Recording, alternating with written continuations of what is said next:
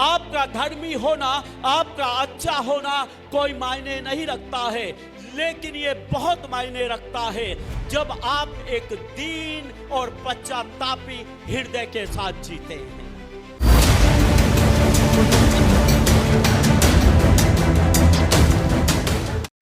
आप सबको जय मसीह की।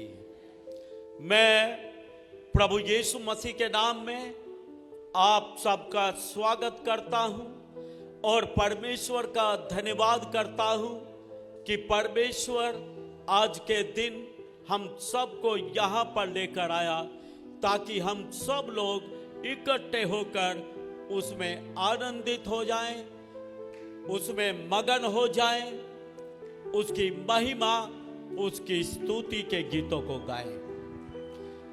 और जब आज हमने प्रभु की स्तुति के गीतों को गाया है,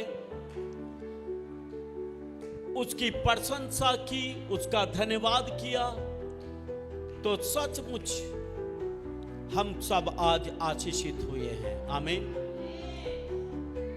हमें आशीषित करने वाला परमेश्वर भला है और वो हमारे जीवन में अच्छे अच्छे कामों को करता है। मैं आपको बताना चाहता हूं, जो कुछ अच्छे काम हमारे जीवन में हुए हैं उनको करने वाला परमेश्वर है। उसने हमारे जीवन को अच्छा किया, हमारे पाप क्षमा किए, हमें धर्मी ठहराया।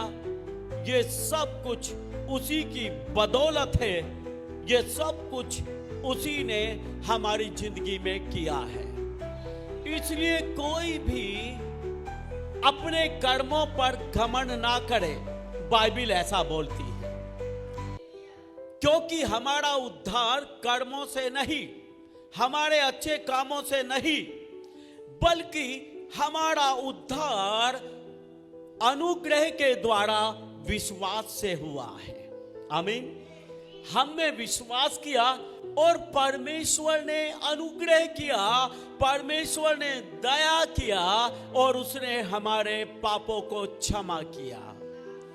बाइबल बोलती है उसने अपने लहू से हमें धर्मी ठहराया, उसके लहू से हम धर्मी ठहराए गए। नहीं तो बाइबल बोलती है कोई भी धर्मी नहीं, एक भी धर्मी नहीं। बाइबल बोलती है सबने पाप किया है और सब परमेश्वर की महिमा से रहित हैं। लेकिन परमेश्वर के पुत्र यीशु मसीह का धन्यवाद हो कि वो हमारी जिंदगी में आया और उसने परमेश्वर की महिमा को हमारे जीवन में दिया। उसने पिता परमेश्वर के साथ हमारा मेल मिलाप कर दिया।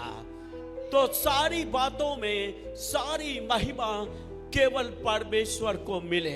यदि आज हम एक अच्छा जीवन जीते हैं, यदि आज हम एक धर्मी जीवन जीते हैं, तो ये यीशु मसीह के लहू के कारण है, यीशु मसीह के उस बलिदान के कारण है जो क्रूस पर उसने हमारे लिए किया।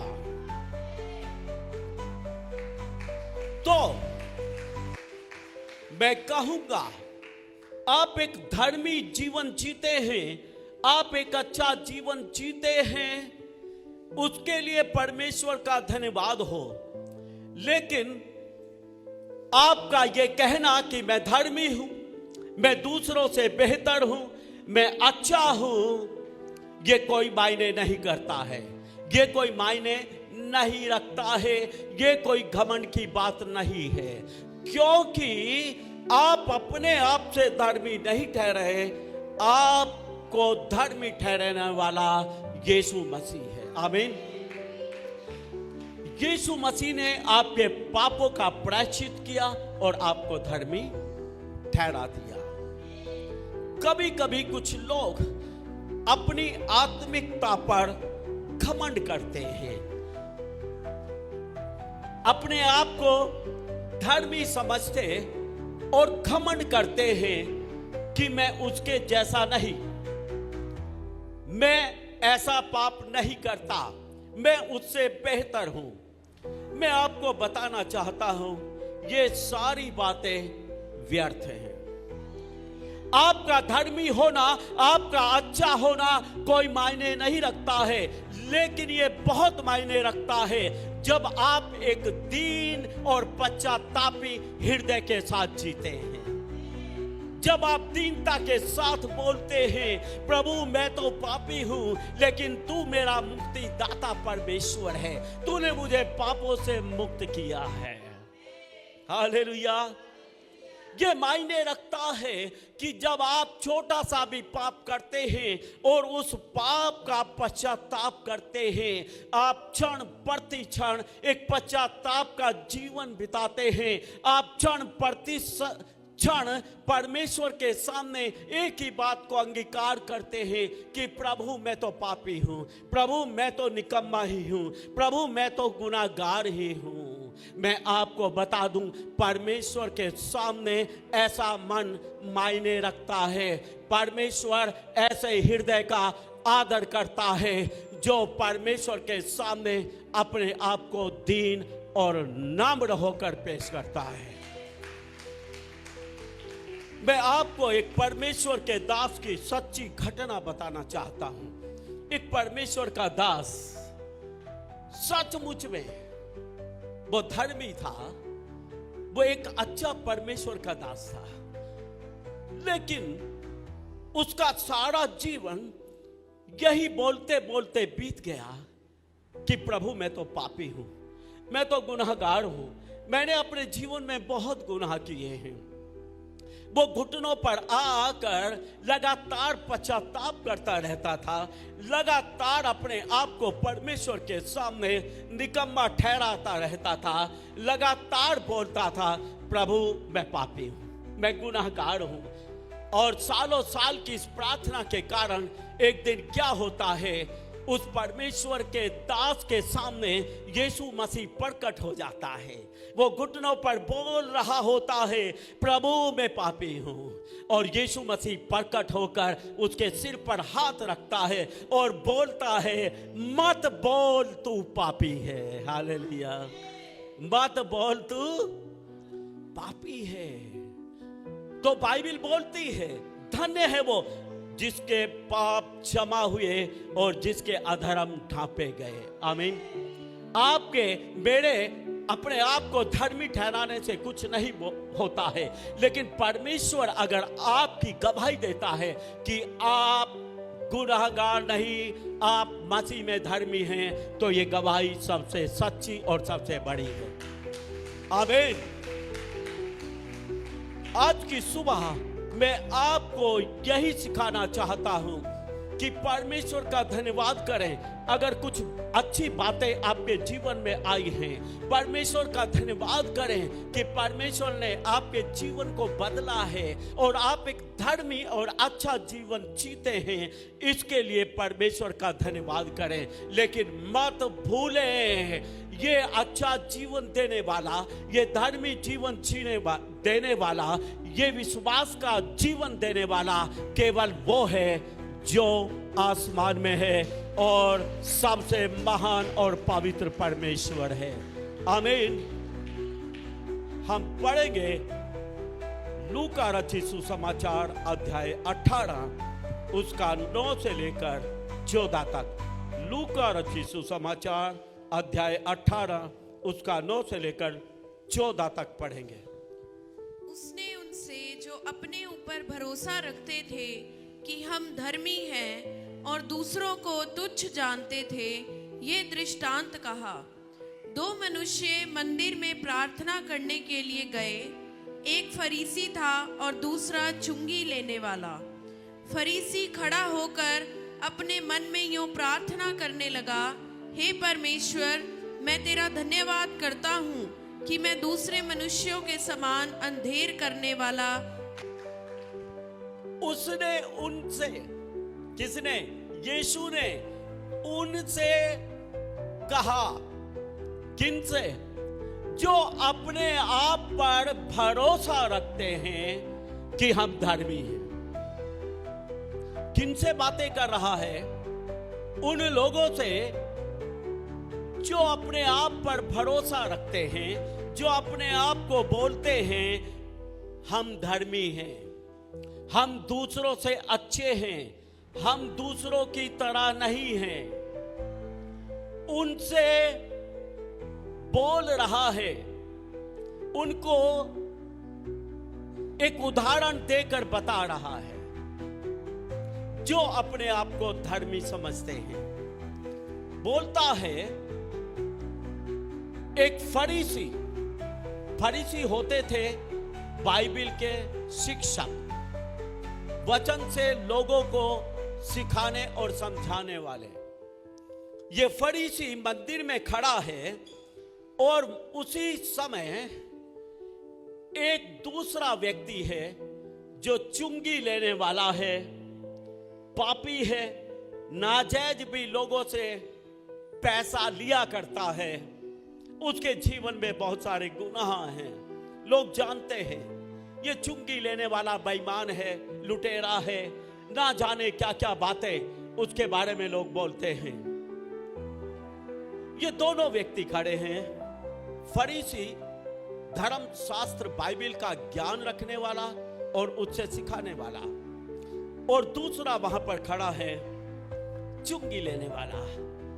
फरीसी अंदर मंदिर में घुसता है, अपने हाथों को उठाता और परमेश्वर के सामने जोड़ा होकर बोलता है कि प्रभु मैं अपना दसवांश लगातार देता हूं, प्रभु मैं दूसरों की तरह नहीं, प्रभु मैं व्यभिचारी नहीं, मैं अन्यायी नहीं, मैं अंधेर करने वाला नहीं, और मैं इस चुंगी लेने वाले जैसा नहीं। मंदिर में खड़ा है, बड़े साहस और हिम्मत के साथ बोलता है मैं इस चुंगी लेने वाले के जैसा नहीं हूं, मैं इससे अलग हूं, मैं जीवन में बहुत सारे पाप किए हैं, मैं भवन के अंदर पैर रखने के काबिल भी नहीं हूं। ये बोलता है ये फरीसी मुझसे अच्छा है, ये वचन को जानता है, ये वचन से सिखाता है, ये मुझसे बेहतर है, लेकिन प्रभु मैं तो पापी हूं, मैं तो निकम्मा हूं, मैं तो गुनहगार हूं, मैंने तो अपने जीवन में बहुत पाप किए हैं, प्रभु मुझ पर दया कर, मेरे पाप क्षमा कर। और अब यीशु मसीह बोलता है इन दोनों में से कौन धर्मी ठहराया गया? यीशु मसीह बोलता है, यीशु मसीह बोलता है ये चुंगी लेने वाला धर्मी ठहराया जाएगा। हालेलुया। परमेश्वर का धन्यवाद हो, हम निकम्मे थे, हम पापी थे, हम भक्तिहीन थे, लेकिन यीशु मसीह हमारे लिए मरा, उसने हमारे पापों का प्रायश्चित किया, उसने हमें धार्मिक ठहरा दिया, इसके लिए परमेश्वर का धन्यवाद हो। लेकिन अपनी धार्मिकता पर घमंड करना, अपने अच्छे कामों के ऊपर घमंड करना व्यर्थ है। बाइबल बोलती है हमारे धर्म के काम तो मैले कुचेले चीथड़ों के समान हैं। चीथड़े समझते हैं ना, कपड़े तार तार कर देते हैं, कपड़े फटा पुराना कपड़े को चीर चीर के अलग अलग टुकड़े, ऐसे चीथड़ों के समान हैं हमारे धर्म के काम, क्योंकि हम अपने आप से धर्मी नहीं हुए, हमारे लिए किसी ने लहू बहाया है, हमारे लिए किसी ने अपने हाथों में कीले ठुकवाई हैं, पैरों में कीले ठुकवाई हैं, हमारे लिए कोई क्रूस पर तड़पता रहा, 6 घंटे तक अपना लहू बहाता रहा, उसके कारण हम धर्मी हुए हैं। आमीन आमीन।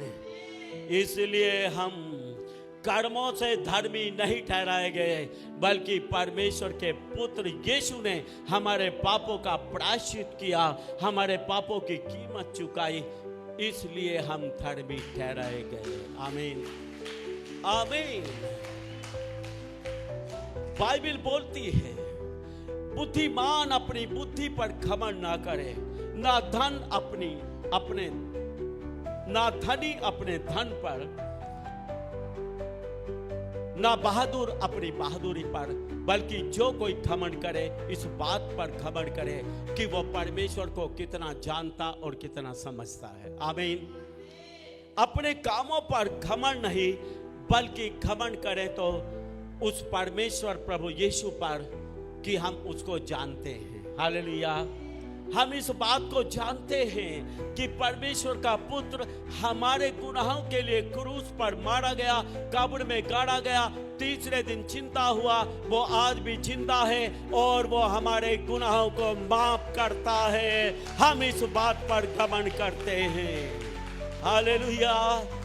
हम इस बात पर घमंड करते हैं, यीशु हमारा उद्धार करता है, यीशु हमारा परमेश्वर है, यीशु हमारे गुनाहों को माफ करने वाला ईश्वर है। हम उसको जानते हैं, इस बात पर हम घमंड कर सकते हैं। नहीं तो किसी भी काम और किसी योग्यता पर हम घमंड नहीं कर सकते हैं, क्योंकि ऐसा हमारे पास कुछ भी नहीं जो हमारा हो, बल्कि वो सब कुछ हमें परमेश्वर ने प्रभु यीशु के द्वारा हमारी जिंदगी में दिया है।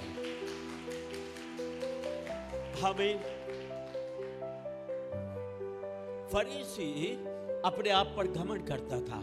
मैं बाइबल को जानता हूँ, मैं वचन को जानता हूँ, मैं लोगों को वचन से शिक्षा देता हूँ, मैं वचन पर चलता हूँ, मैं चुंगी लेने वाले के जैसा नहीं, मैं धर्मी हूँ, मैं अच्छा हूँ। लेकिन ये बातें परमेश्वर ने स्वीकारी नहीं, ये बातें परमेश्वर को अच्छी नहीं लगी, बल्कि उसकी बातें अच्छी लगी चुंगी लेने वाले की, जिसने बोला प्रभु मैं पापी हूँ, मैं गुनाहगार हूँ, मैंने अपने जीवन में बहुत सारे पाप किए, मैं भवन में अंदर पैर रखने के काबिल भी नहीं।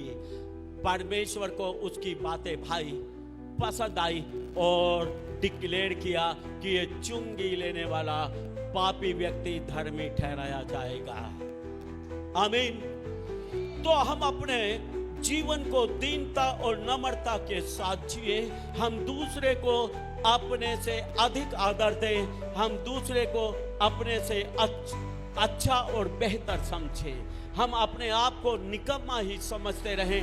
दीनता और नम्रता के साथ प्रभु के चरणों में अपना जीवन बिताएं, उसकी महानता को हमेशा अपनी आंखों के सामने रखें। जब हम ऐसा दीन और नम्र जीवन जिएंगे, परमेश्वर का अनुग्रह हमारे पर होता है। आमीन। लिखा है यहोवा दीनों पर अनुग्रह करता है। यदि आप परमेश्वर के अनुग्रह को चाहते हैं तो आप परमेश्वर के सामने हमेशा दीन बने रहे, हमेशा पश्चातापी मन के साथ बने रहे, हमेशा प्रभु को बोले प्रभु मैं निकम्मा हूँ, मैं पापी हूँ, मैं गुनाहगार हूँ, मैं मिट्टी हूँ, मेरे पास कुछ नहीं, मेरे भीतर कुछ नहीं, ऐसा कुछ भी नहीं जिस पर मैं घमंड कर सकूं। अगर आप ऐसा डिक्लेयर करके अपने जीवन को जीते हैं तो लगातार आप परमेश्वर के अनुग्रह को अपने जीवन में देखेंगे और परमेश्वर आपको ऊंचा करता चला जाएगा। आमीन। हम आशा करते हैं कि आपको ये वीडियो अच्छी लगी होगी और हम आपसे निवेदन करते हैं कि हमारी ये वीडियो अपने दोस्तों और रिश्तेदारों के साथ जरूर शेयर करें, ताकि वो लोग भी परमेश्वर की सच्चाई को जान सकें और आशीषित हों। और हम आपसे कहना चाहते हैं कि अगर आपने हमारे चैनल को सब्सक्राइब नहीं किया है तो जरूर सब्सक्राइब